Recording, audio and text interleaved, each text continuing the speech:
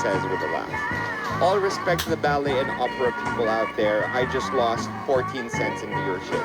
I'm taking shots for no reason. This is the part that has done the rounds on social media and left opera houses and ballet dancers a little fired up.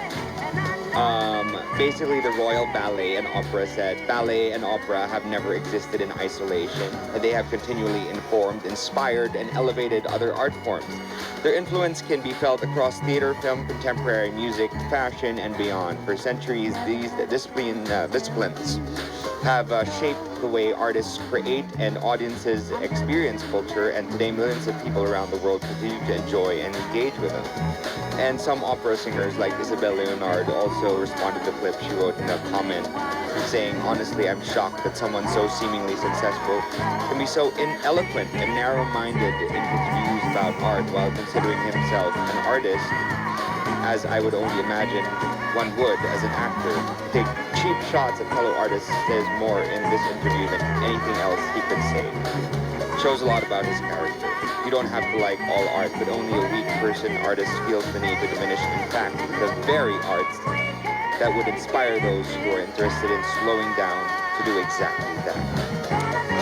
I don't know if how this will affect his Oscar chances. I don't know if voting is over, but definitely if people are still voting, he has lost it. He definitely lost it. Because to begin with, even before this interview, merong search si Michael B. Jordan for Sinners. So as it is, they're already, neck and neck. But with this, if people are still voting after this, I was rooting for Timothée Chalamet. He was my number one. I wanted him to win. But after this, it was just so tone deaf.